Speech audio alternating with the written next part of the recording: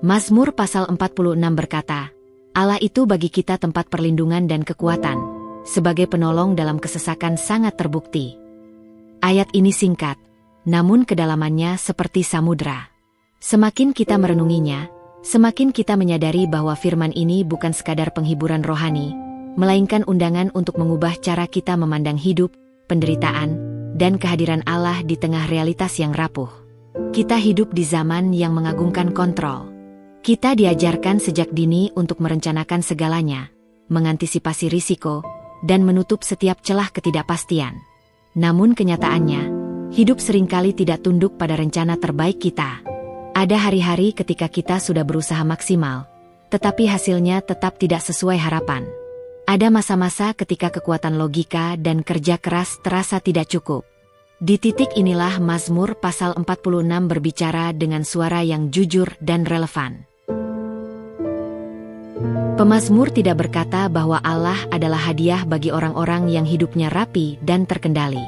Ia berkata bahwa Allah adalah tempat perlindungan. Kata ini mengandaikan adanya bahaya, ancaman, dan ketakutan. Tempat perlindungan hanya dibutuhkan ketika ada sesuatu yang mengancam keselamatan. Artinya, iman Kristen sejak awal tidak menutup mata terhadap kenyataan penderitaan. Sebaliknya, iman justru lahir dan bertumbuh di tengahnya. Seringkali kita memaknai perlindungan sebagai ketiadaan masalah. Kita berharap bahwa jika Tuhan benar-benar menyertai kita, maka hidup akan berjalan lebih mulus.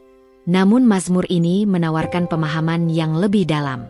Perlindungan bukan berarti badai ditiadakan, melainkan ada benteng kokoh yang membuat kita tidak hancur oleh badai itu. Kita mungkin tetap basah, tetap gemetar, tetapi kita tidak kehilangan diri kita. Lalu pemazmur melanjutkan dengan menyebut Allah sebagai kekuatan. Ini penting, karena perlindungan tanpa kekuatan hanya akan membuat kita bersembunyi tanpa pernah pulih. Kekuatan yang dimaksud bukan sekadar tenaga untuk bertahan satu hari lagi, melainkan daya batin untuk tetap percaya, tetap berharap, dan tetap berjalan meski langkah terasa berat. Kekuatan ini seringkali tidak datang dalam bentuk keajaiban besar, tetapi dalam ketenangan kecil yang menjaga kita agar tidak runtuh sepenuhnya. Disinilah kita perlu jujur pada diri sendiri. Ada masa-masa ketika kita tampak kuat di luar, tetapi kosong di dalam. Kita tersenyum, menjalankan rutinitas, bahkan tetap melayani, namun hati kita lelah. Mazmur pasal 46 mengingatkan bahwa Allah bukan hanya peduli pada apa yang kita lakukan, tetapi pada kondisi terdalam hati kita. Ia adalah kekuatan bagi bagian diri kita yang tidak terlihat oleh siapapun. Ayat ini juga menyebut Allah sebagai penolong dalam kesesakan. Kata kesesakan menggambarkan ruang yang sempit, napas yang terasa sesak, dan pilihan yang terbatas.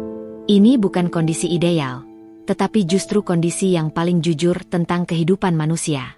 Kesesakan adalah saat di mana kita tidak lagi bisa berpura-pura kuat.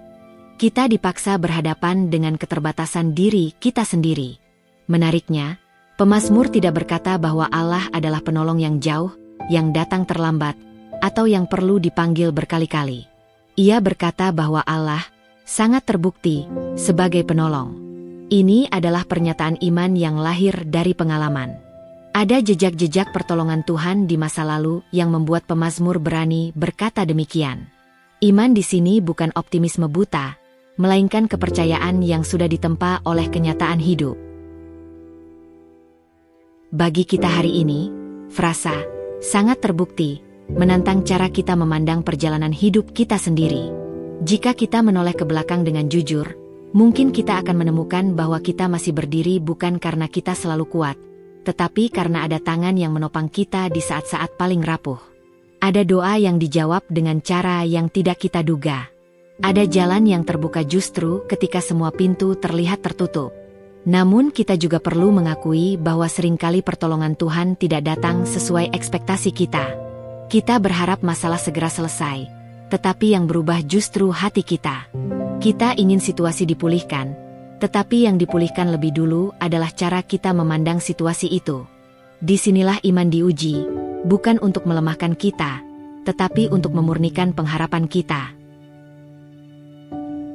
Mazmur 46 secara keseluruhan mengajak kita untuk diam dan mengetahui bahwa Akulah Allah. Diam di sini bukan berarti pasif, melainkan berhenti sejenak dari kegelisahan yang terus-menerus. Diam adalah sikap batin yang mengakui bahwa tidak semua hal harus kita pahami sekarang. Tidak semua pertanyaan harus segera dijawab. Ada kelegaan ketika kita berhenti memaksa Tuhan untuk bekerja sesuai jadwal kita. Dalam dunia yang bergerak cepat dan penuh tuntutan, ayat ini mengajak kita kembali pada pusat iman Kristen, yaitu kepercayaan bahwa Allah hadir, dekat, dan setia. Kita tidak dijanjikan hidup tanpa kesesakan, tetapi kita dijanjikan kehadiran Allah yang nyata di tengah kesesakan itu. Refleksi ini membawa kita pada pertanyaan yang mungkin tidak nyaman. Apakah kita mencari Tuhan hanya sebagai jalan keluar, atau sebagai tempat tinggal? Apakah kita datang kepadanya hanya ketika hidup terasa sempit, atau juga ketika hidup terasa lapang? Mazmur pasal 46 mengundang kita untuk menjadikan Allah bukan sekadar solusi sementara, tetapi fondasi hidup kita. Ketika kita sungguh-sungguh menjadikan Allah sebagai tempat perlindungan, hidup kita mungkin tidak menjadi lebih mudah, tetapi menjadi lebih kokoh. Kita belajar bahwa damai sejahtera bukan lahir dari situasi yang ideal, melainkan dari kehadiran Tuhan yang setia.